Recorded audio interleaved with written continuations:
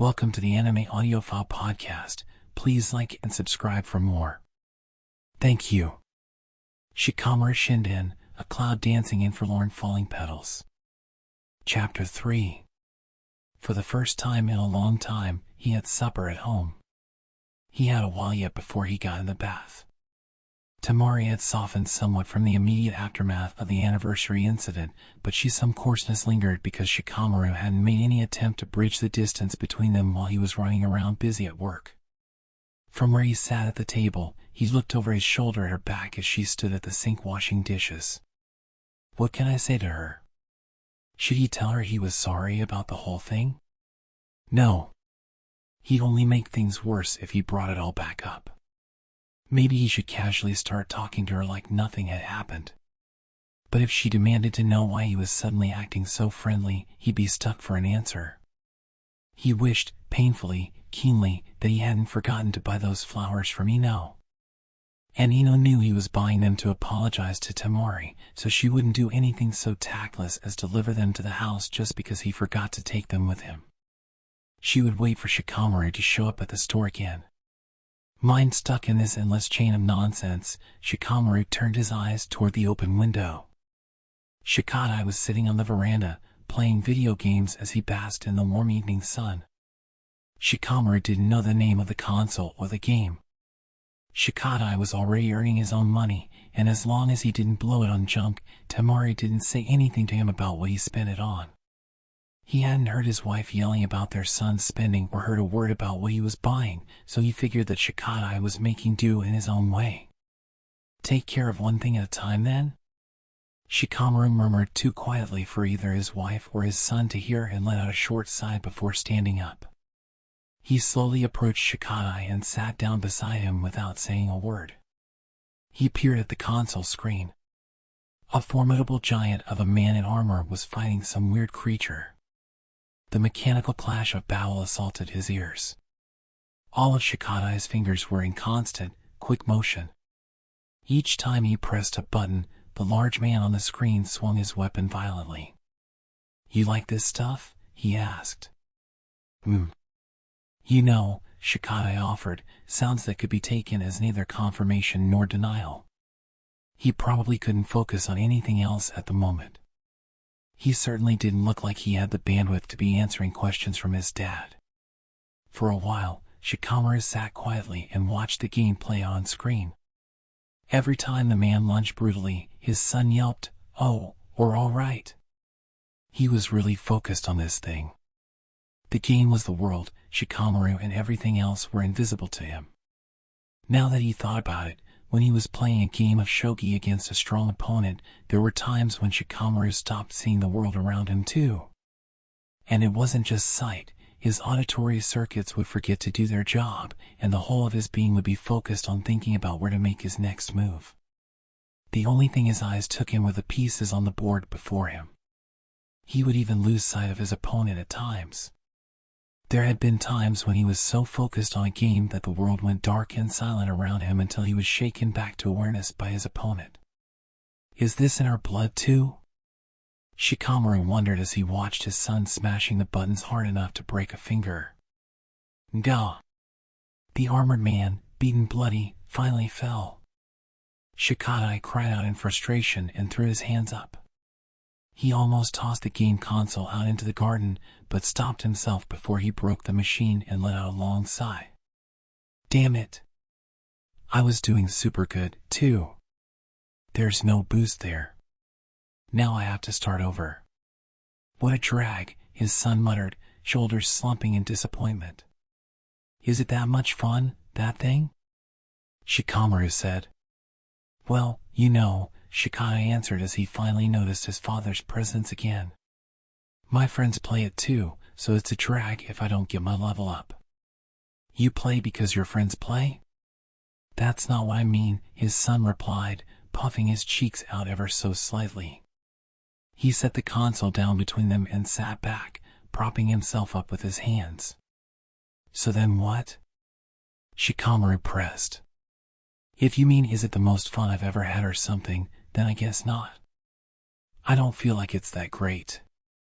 Actually, lately I've been playing it out of sheer inertia. He sounded so much more mature now. Although he was still young enough to be called a child, he was fighting as a full-fledged ninja. Maybe it was only natural that he would be able to dig more deeply and investigate his thoughts more thoroughly than other children. So you do it out of inertia? Well, there's no end to this game, so... Shikadai nodded. No end? Shikamaru arched an eyebrow. If you change out your equipment, then even the same quest, hang on a second there. What's a quest? A mission, Shikadai answered, an annoyed scowl on his face. I see, he said, and his son continued with what he had been saying before Shikamaru interrupted. The level of difficulty changes depending on your equipment and affiliation, so it's not like you can win if you just get your level up. And this game isn't actually about finishing, really. Isn't the point of playing a game to finish it?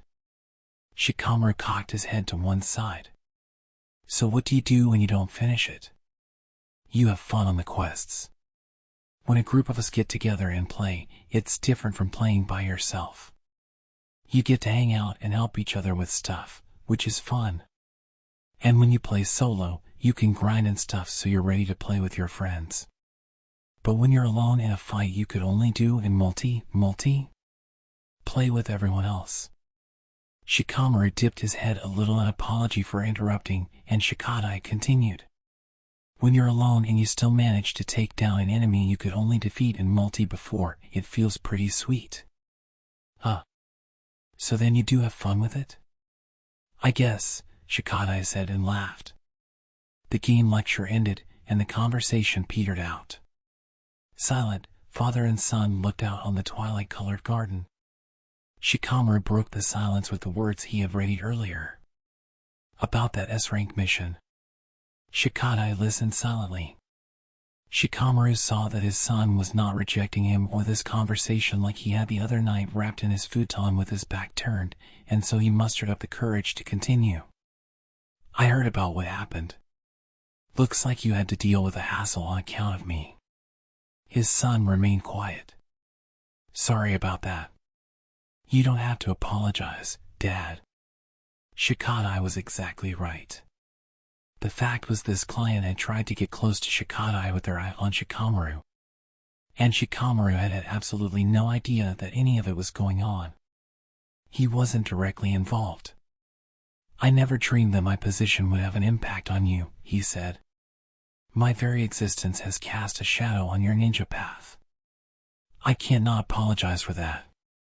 Cast a shadow on my ninja path? Shikadai smiled, still looking out into the garden. His smile seemed almost sad somehow. It's not such a big deal as all that. An S-rank mission out of the blue, it was just too much of a drag, so I said no. That's it. A drag, huh? Yeah, total drag. Basically. Just 'cause I looked good in the Chunin exams, all these people come out of the woodwork and make this huge fuss over me. But I'm totally not that great. If it means more headaches and more hassles, then I'd rather not be a Chunin at all. I know a guy who used to think the same thing. Who? Shikamaru pointed to himself. You, Dad? Shikadai's eyes opened wide in surprise. Maybe he couldn't imagine Shikamaru like that, given how hard he worked now, how much hassle he willingly took on. But his own boyhood had been one of annoyance at anything and everything, of satisfaction with middling results. That old Shikamaru had still had a dream, though, the dream of a just right life. And I was way worse than you. He smiled as he spoke. At any rate, doing anything at all was a total drag, and just right was basically good enough for me. My dream was to live a lazy, just right life and then die. I wasn't interested in standing out at all, and I never dreamed of trying to get ahead. If anyone complimented me, I'd always brush it off with what a drag. Anyway, my whole life revolved around trying desperately not to get dragged into any fresh hassles. Really? I'm your dad, he told his son. You get that personality from me. Makes sense when you think about it like that, I bet. It was a curious logic, but it did make sense. Shikadai could only nod in agreement. But, as the empty sky darkened into night, he saw a vision of his comrades there, injured during the mission to bring back Sasuke. All that annoying stuff I tried to run from changed me. I always wanted to turn my eyes away from every hassle that popped up before me, but I couldn't. And every time I overcame one, this feeling grew stronger inside of me, like I couldn't just keep drifting along the way I was. I started to feel like I had to stand and face whatever came at me without averting my eyes, no matter how much of a drag it was. I felt like if I did that, I'd be able to find my true self. So then the old you wasn't the real you? At the time, I thought it was. I thought strolling along through a just right life was very me, but it looks like I was wrong. Now, though, I can hold my head high and say this is the real me. Shikamaru stayed silent. He pursed his lips like he was thinking hard about something. Shikamaru gently touched his back, suddenly noticing how much larger it was. I still say things are a drag, though, don't I? His son nodded. But it means something different now, he said. When I was a kid, I said everything was a drag without actually putting any real thought into it. But that's not how it is now. How is it now? You have to be ready to put your life on the line for whatever it is before you can call that thing a drag. You can't use the word as an excuse to run away. Once you admit that it's a serious drag, you have to do whatever it takes to overcome it. Otherwise, this little verbal tick of ours is just a convenient means of escape. You have to be ready to put your life on the line for whatever it is before you can call that thing a drag, Shikamaru repeated slowly. That's right. His son took a deep breath and then stood up as he exhaled. He looked down on his still-seated father and smiled shyly. Teach me shogi sometime. What a drag. Father and son smiled at each other, and the son gave the father a playful look. I'm gonna jump in the bath. You bet. Shikamaru headed back to his own room. Okay, Shikamaru muttered to himself, and then looked back into the living room. Whoa! At some point, Temari had come to sit at the low table. She'd apparently overheard their conversation just now. What a drag, HM, she said slowly, staring at Shikamaru with cold eyes. Without moving from the veranda, Shikamaru waited for his wife to speak. Do you remember the first time you asked me out on a date? She was talking about the land of silence. Shikamaru had asked Temari out after the mission. Do you remember my answer? What a drog, he replied immediately. And for the first time in a long time, Temari smiled at him. An uninspired phrase, but I think it's a good one. Shikamaru looked away, embarrassed. He chuckled quietly before once again turning his eyes toward his wife. What a drag. The couple laughed together. Shikamaru and Naruto kept their focus on the 5 men on the screen. They were the masters of the powerful countries known as the 5 Great Nations. Some were dignified, some looked so seedy it called into question whether or not they were really masters at all. Each was of different age and appearance. But there was no mistake that these men on the cold, clear screen held the power to change the fate of the continent. I thought this would be the issue, said a fat man in his 50s sitting on the right edge of the screen, his dissatisfaction clear on his face. He spread his hands out toward the ceiling and shook his head from side to side in an obvious bit of theater. The daimyo of the land of earth, Danjo. The flesh on Danjo's chin shook, and he glared at Ikkyu as he argued vehemently, just because the ninja proclaim their harmony and the 5 hidden villages have joined hands, why does that mean that we too must march in step with each other? At times, the 5 great nations fight, at others, we work together. This has been the state of affairs for some time now, has it not?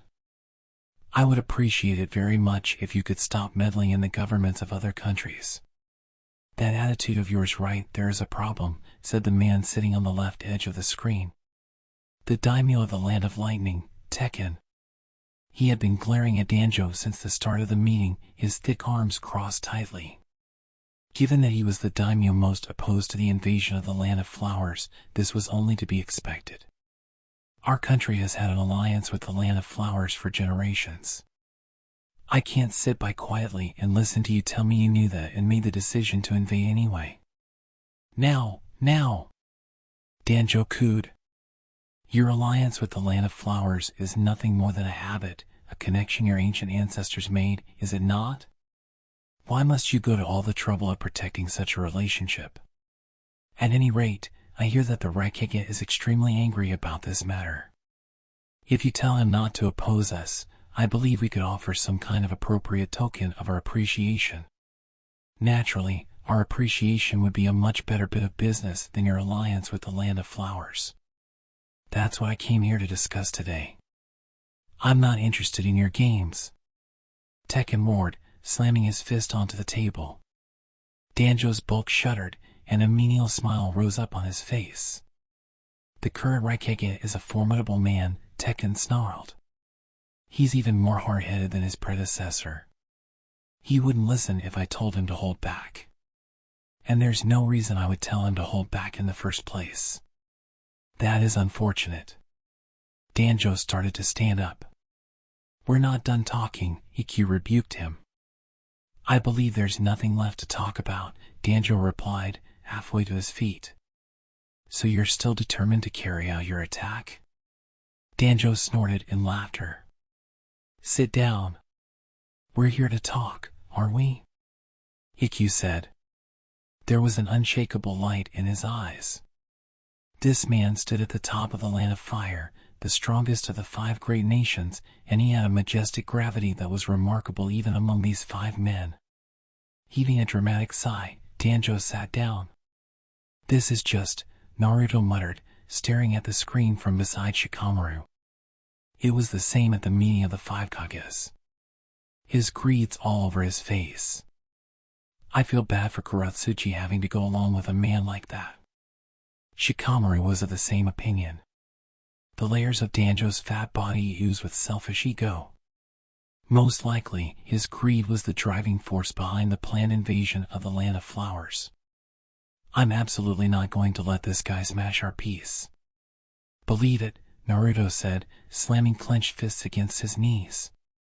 Madara and Tobio had ambition, at least, Shikamaru said calmly to his raging friend. The last great war was the tragedy that came out of their individual ambitions clashing. That war had a just cause.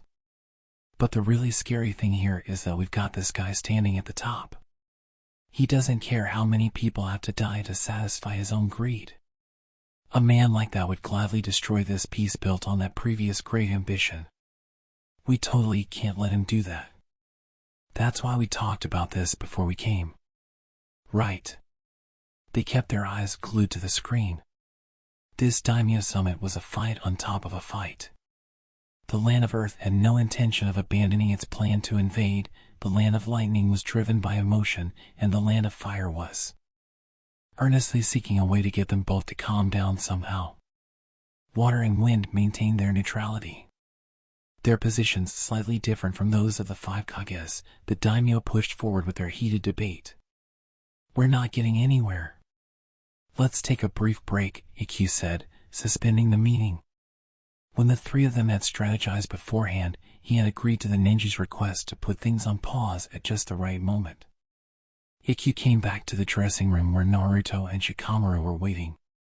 It's no use. Danjo's not budging, he said. He sat down on the sofa and cradled his head in his hands. If you give up now, it's all over. Naruto leaned across the table toward the daimyo, as if to give the other man strength. We have to keep pushing ahead here. I know that, but I've got no plan for what to do next. We have a strategy. Naruto glanced at Shikamaru. When he nodded, the Hokage nodded back.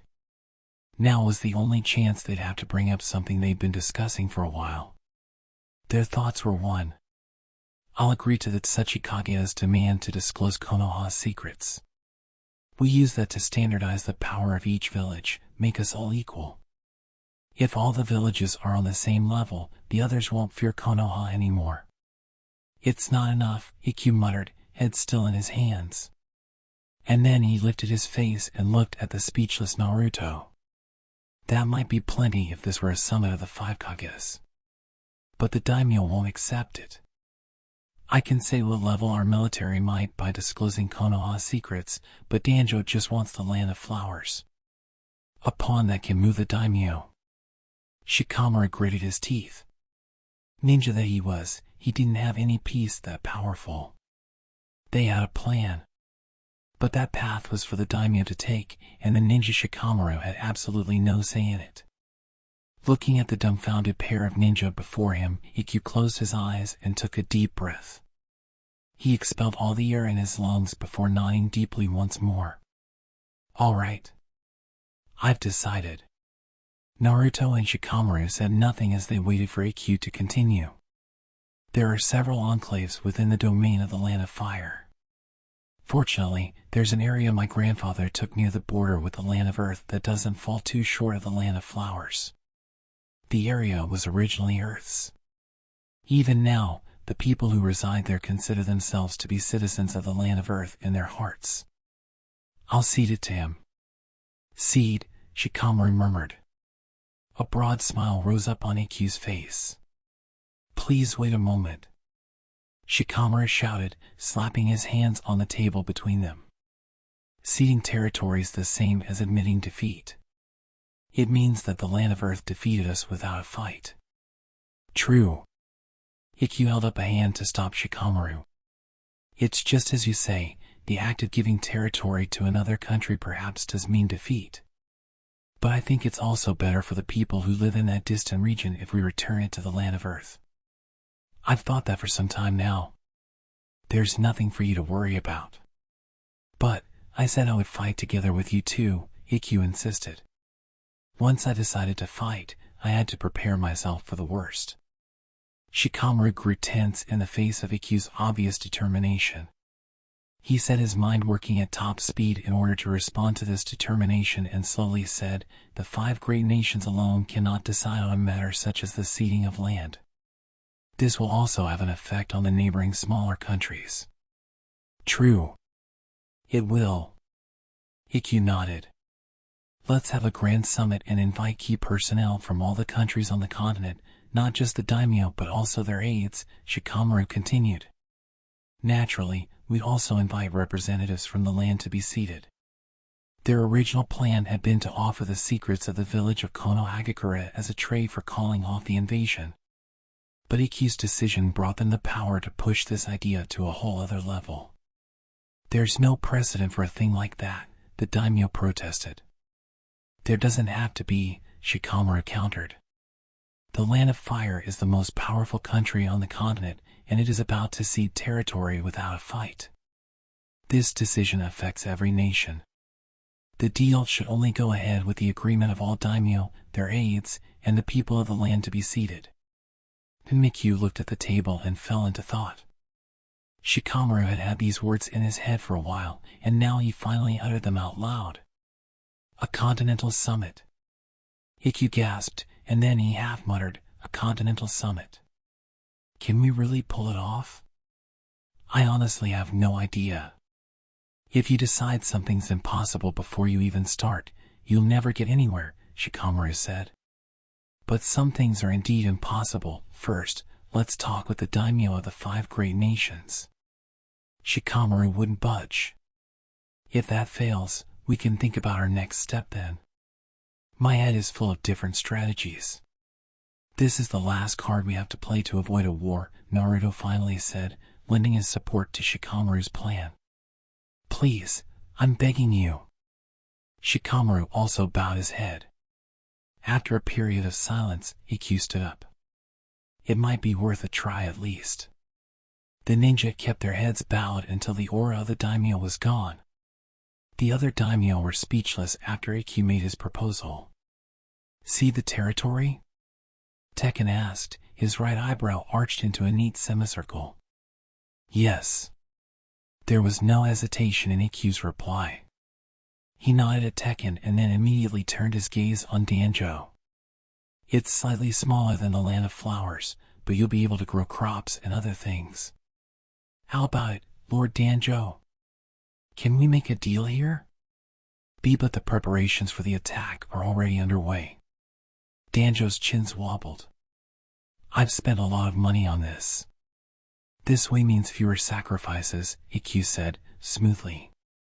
Otherwise, you risk the Land of Lightning joining this war so that you all end up killing each other on a large scale. I don't think what I'm offering is such a bad deal. No, but... Danjo obstinately rejected the proposal. He was losing the chance to bring down the hammer he'd raised. What are the Land of Fire and Konoha planning? Seducing me with sweet words like seed? What exactly are your intentions? I simply want to stop a war, Ikkyu insisted. You're lying. Danjo leaped to his feet, shaking his head. Beads of sweat popped up on his round forehead. He flailed as he yelled, I will not accept this. In that case, we have no other choice. We'll have to ask everyone else, Ikkyu said, coolly. Tekken was paying close attention to this exchange, his arms still crossed. The solution to their problem was in the hands of Ikkyu and Danjo now. What do you mean, everyone else? Danjo frowned. The daimyo of all the countries on this continent and their aides, Ikkyu replied. How would we do a thing like that? We all sit down and talk to each other. Ikkyu opened his eyes wide. A continental summit. A continental summit, Danjo's face, which had been overly confident, now twisted into a meaningless smile. We hold a continental summit and together discuss the Land of Fire's ceding of territory against the Land of Earth's invasion of the Land of Flowers. How does that sound? Ikkyu smiled. Ikkyu, Danjo's selfishness spilled out into his words. Forced to breath deep of the noxious air of the Land of Earth's daimyo, Ikkyu did not so much as flinch. If you say you refuse, well, I have some ideas of my own, you know. The Land of Fire would become the Land of Earth's enemy. Danjo looked like he would succumb at any moment to the pressure of Ikkyu's implicit threat. Sounds like a fine idea, Tekken interjected deliberately. Glaring at the Earth Daimyo's sweaty round face, the Lightning Daimyo continued, the Land of Lightning agrees to Lord Ikkyu's proposal. I do, as well. The Daimyo of the Land of Wind raised his hand. Then so shall we. The Daimyo of the Land of Water followed suit. So then, what will you do? Ikkyu asked, and Danjo no longer had any means of resisting. So much arrogance. He'd finished work in the middle of the night again, but he still didn't feel like going home. To release the heat trapped inside him, Shikamaru let his feet carry him to the empty forest. The moon hung in the sky, full tonight. The silhouettes of shadows popped up crisp and clear at his feet. He wove his sign, the sign he had woven since he was a small boy, far too many times to count. When he crossed both arms, his hands took on the shape before the thought had time to reach his conscious mind. He allowed his chakra to accumulate in the pit of his stomach and released it all at once. The shadow at his feet shuddered and stretched out to the tree ahead of him. Now transformed into an inky black snake, the shadow crawled along the navy blue ground, and when it reached a thick trunk with exposed roots, it began to climb, winding its way around the tree. When it got to the place where branches stretched out in all directions, the chakra that filled the shadow suddenly grew stronger, and the shadow began to tighten around the dark blue trunk. The tree squealed and creaked. When he infused the jutsu with maximum chakra, suffocating darkness would have an effect on physical objects. Not enough. It's still not enough. He pushed every scrap of chakra he could muster into the shadow. The tree trunk shrieked. Unable to withstand the pressure of the shadow, the wood started to split in places. And he cut off the flow of chakra, and the shadow that snaked around the tree vanished like mist. A fatigue almost too much to endure overcame him. Phew. He kneeled down with a heavy sigh. More than 10 years had passed since he had left the front lines of battle. His jutsu had languished to the point where he couldn't even smash a single tree. Pathetic, if he did say so himself. When he thought about what would have happened if Naruto hadn't let his anger carry him away at the meeting of the 5 Kages and broken Shikamaru's suffocating darkness, he shuddered. Just imagining his chakra running out, the jutsu disappearing to leave behind only the animosity of everyone gathered there, the sub-zero icy air of the venue, Shikamaru could hardly stand it. He sometimes had the thought that it wasn't supposed to have been like this. He was supposed to have carried out just right missions, married the just right girl, and lived with their just right children, followed by a just right death. That had been the ideal of his childhood. But reality had led Shikamaru to an unexpected place. A job that was wasted on him, a wife who was wasted on him, a child who was wasted on him. He had it too good. Worrying that it was too much for him was a luxury. Shikamaru himself knew that better than anyone. Even so, sometimes he longed for that other life, the lazy, laid-back life. The life with no real worries, the one where he grumbled about his just-right wife over a drink with a friend on his way home after a just-right mission, and then took a look at the faces of his sleeping just-right children once he got home before going to bed satisfied. Rinse and repeat. At some point, he'd get old and die with just the right amount of satisfaction. His heart would have been a whole lot lighter if he'd lived that life instead of this one. What a drag, what a drag, what a drag, what a drag. What a drag, he shouted. He clutched at the ground and dug up the earth with his fingers. He was about to be crushed under this pressure. Strange, a voice said, and he lifted his eyes from his hands. At some point, a figure had appeared behind the tree he'd been strangling. All in black. I suppose no one in the village knows you get like this. The shadow slowly drew near and was gradually lit up by the moon, black hair, black cloak. Cold eyes and a pale face looked down on Shikamaru. You're back already? Shikamaru asked. The man nodded wordlessly. Uchiha Sasuke. Naruto's rival and best friend. His older brother had killed his entire clan when he was younger, and he'd left the village seeking revenge. Right up until the final stages of the Fourth Great Ninja War, he had walked a different path from Shikamaru, Naruto, and their comrades, moving together with the Akatsuki who'd started the war against the Five Kages. In the last part of the Great War, however, Sasuke had fought alongside Naruto, and it was no exaggeration to say that the conflict had ended due to the combined might of Naruto and Sasuke. The two ninja had then reconciled after a one-on-one fight.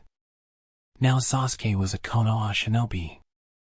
But his actions during his time as a rogue ninja were far from deserving of praise. He'd fallen so low that at one point his name was in the bingo book, a serious criminal. Now he refused to work openly for the village, instead wandering the continent and undertaking missions as the Hokage's shadow. I was just on my way to see Naruto, Sasuke said. This was the last person Shikamaru would have wanted to witness this ugly moment of his. Yanking up whatever meager energy he had in his core, he stood and faced Sasuke.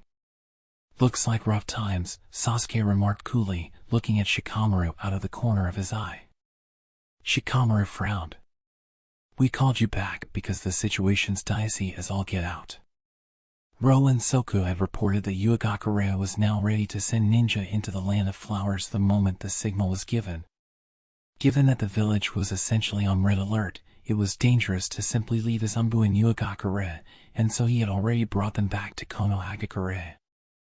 They passed through Kumagakure on their way home and found a pretty good number of ninja there too, Shikamaru said.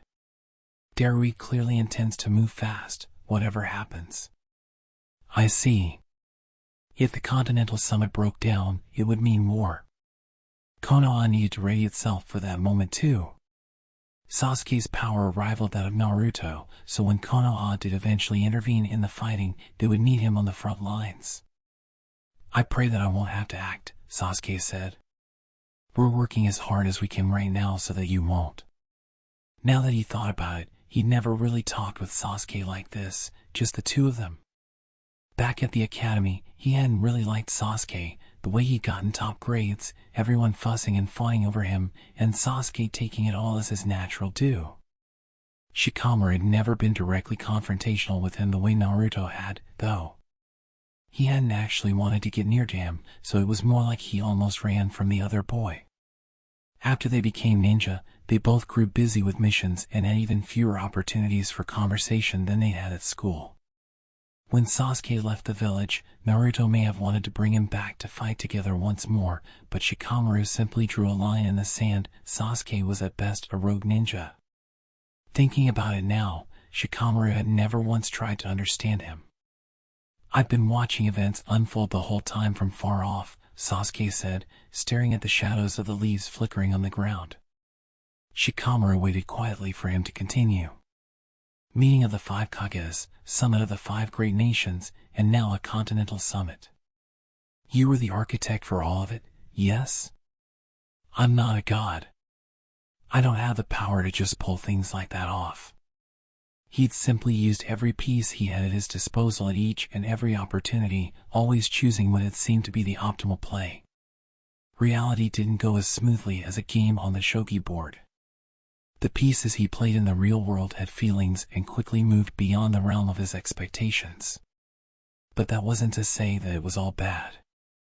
Shikamaru and Naruto's proposal probably wouldn't have moved the daimyo at the meeting of the 5 great nations. Iki's decisive judgment had saved them by the skin of their noses just when they'd lost all hope of victory. This contest was Shikamaru's current battlefield, all the pieces on the board in motion, their very bodies and souls on the line. That might be, but it's because you're here that they've made it this far. Sasuke's tone was curt, but it contained real feeling. To hide his embarrassment, Shikamaru lowered his face and rubbed his nose. "That loser's no good without you. The only reason he can stand as Hokage is because you're there to support him." Loser. That's what Sasuke called Naruto, apparently an expression of his love. Sasuke could have given Shikamaru a run for his money when it came to pigheadedness. PFT. He burst out laughing. "What?" Sasuke arched an eyebrow. Shikamaru rubbed his nose with a finger. "I was just thinking you and I are more alike than I once thought. I'm not the quick thinker you are. Sure, but you're pretty sharp. Sharper than Naruto, anyway. You're not wrong there." They both grinned. "So?" Sasuke's face grew grim again. "You think it'll work?" "Dunno," Shikamaru answered honestly. "We've come this far. Now we just have to bet on the Continental Summit. Every country's got their own way of thinking about stuff. If they lean toward the side of the land of Earth's daimyo, it'll be full speed ahead to war, a boulder rolling down a hill." "And you'll be fine with that?" Sasuke asked. "You look to me like you want a world of peace even more than Naruto does." I don't know. But it was true that he was absolutely convinced they could not let the world be dragged into that spiral of sadness once again. He slowly pulled a cigarette out of his pocket and brought it to his lips. A bolt of lightning raced across the tip. Sasuke. His lightning-generating technique, 1,000 birds. Quite a fancy lighter, Shikamaru remarked. Special just for today. Smoke began to drift up from the cigarette. After inhaling deeply, he let out words together with the smoke. Naruto's this village's son. He wants peace more than anyone. But he lets his feelings get ahead of him, Sasuke noted. It's because he has you doing the dirty work behind the scenes that he can hope for that peace. I can go as deep into the darkness as I need to so long as he keeps shining, Shikamaru told him. Eyes lowered, Sasuke smiled slightly. Head still hanging, he opened his mouth almost shyly. You're not the only one supporting Naruto. I'm here, too. He's the Hokage. He can't leave Konoha. He can shine because you're fighting for him outside. And by his side, you sink into the shadows so that he can be the light. We really are alike. Was that it? Having smoked the cigarette down to the filter, he put it out and tossed the butt in his portable ashtray, closed the lid, and stretched. It really helps to hear you say that. Just knowing someone's got my back, I can breathe a little easier while I fight this fight. It's the same for me. Shikamaru felt like he understood Sasuke for the first time. Today's the land of iron. I'll be back in 3 days, Shikamaru said to Temari, who stood behind him as he slid his arms into the sleeves of his white coat. For once, Shikadai was sitting at the low table today.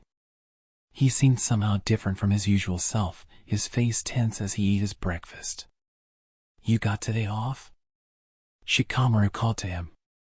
"Yeah." The reply was curt, and his son didn't so much as glance his way.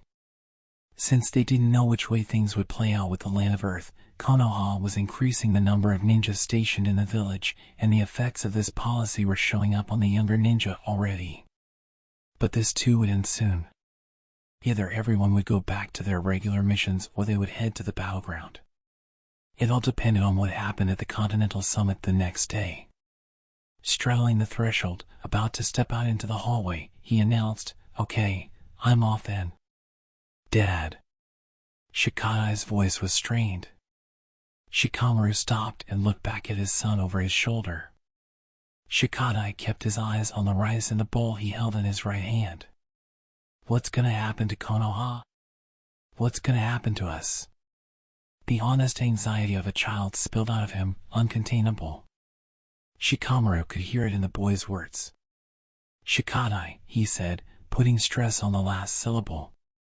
His son sat up straighter and looked at him with wide, sharp eyes, so like those of his mother. Smiling, Shikamaru began to speak. "You've got nothing to worry about. Life will be back to normal, same as usual, the day after tomorrow. So don't just mess around because you have the day off. Go train with Chocho and Inogen." Shikadai nodded, his face crumpling like he couldn't decide whether to laugh or cry. Many ninja already knew what was happening throughout the continent right now. Shikadai and Temari would have had to have been aware of what Shikamaru was up against at the moment, but Shikamaru never spoke about work at home, so Temari and Shikadai had also kept quiet about it.